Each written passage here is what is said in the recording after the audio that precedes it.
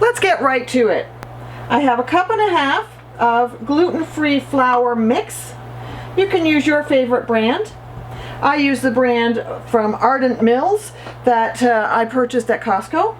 And then you'll add 1 teaspoon of baking soda, half a teaspoon of kosher salt. I'm just using regular salt, it works just fine. And then you're just going to whisk those together to make sure there are no lumps of baking soda or sugar or salt in any one spot. So just give that a little whisk. Okay, half a cup of white sugar.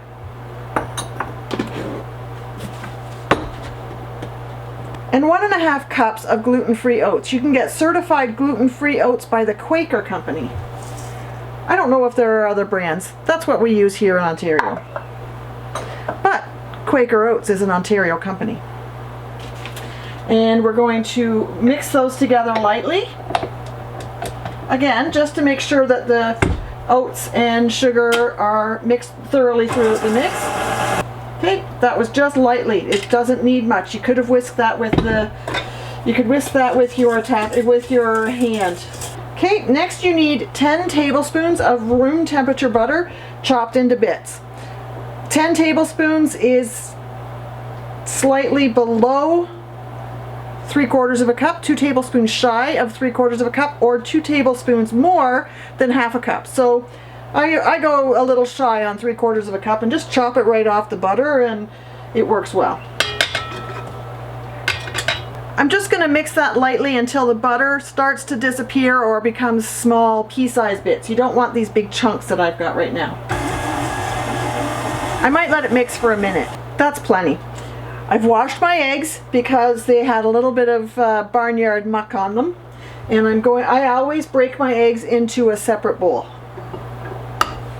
Then if there's something unfavorable inside, I can remove it. That one was fine, and I'm going to risk it. And that one was fine, and we're going to just beat them up a little bit. Basically, we just want to make sure the yolks are broken. And 1 teaspoon of vanilla gets added at this point. This recipe doesn't call for it, but I like cinnamon in my oatmeal cookies, so I put in about half a teaspoon, and that's all there is to it. I'm going to pour that in there and let that mix until it looks like cookie dough. Okay, you can hear my engine on my machine is starting to struggle, and the dough has come together in a big clump. That is finished. At this point, you can add chocolate chips or raisins if you want to. You would add 6 ounces, so that's about 3/4 of a cup.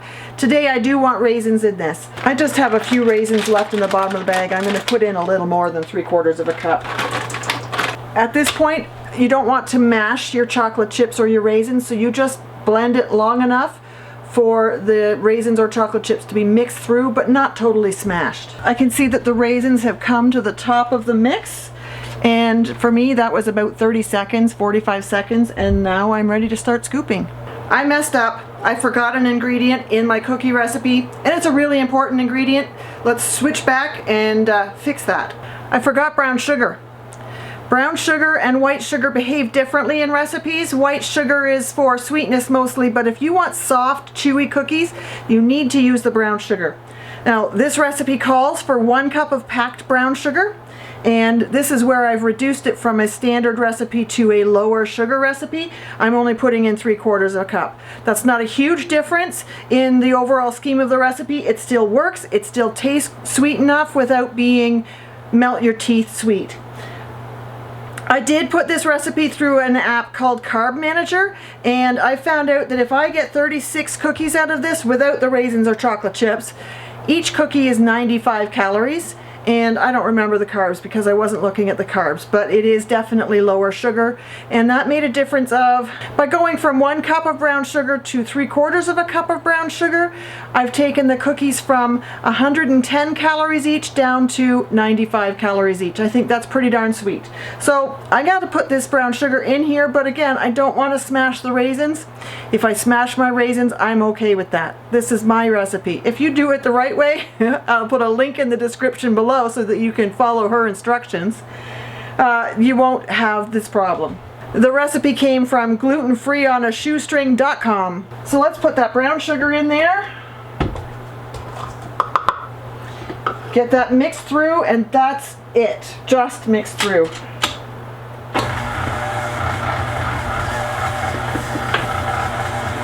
That might explain why the batch is thicker than I expected it to be, because the butter and brown sugar would have melted sort of together, and the eggs would have worked with it differently. I'm going to give that like 30 more seconds. I'm happy with that. Now let's go on to scooping. I like to use a cookie scoop. You get a consistent size this way.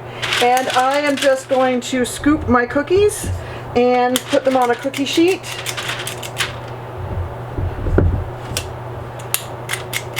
I wet my fingers and I just press them down.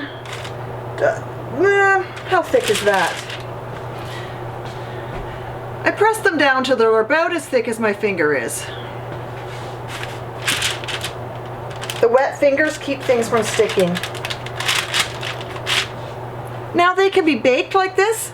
The recipe does suggest putting them in the fridge or freezer to firm up before you bake them, but you could bake them like this, or fill the cookie sheet full. Press them down, put them in the freezer, and then throw them in a baggie.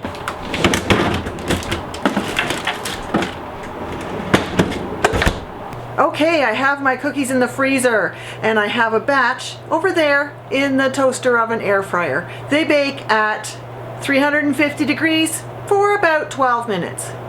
Of course, give or take, considering your own situation, your own oven conditions.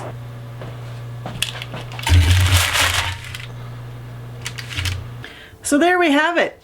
Gluten-free oatmeal raisin cookies. The raisins can be swapped for chocolate chips. Look how soft they are. They are a chewy cookie. They are delicious, absolutely delicious. Give it a try. Maybe the next time you have a gluten-free guest coming over, this recipe might come to mind.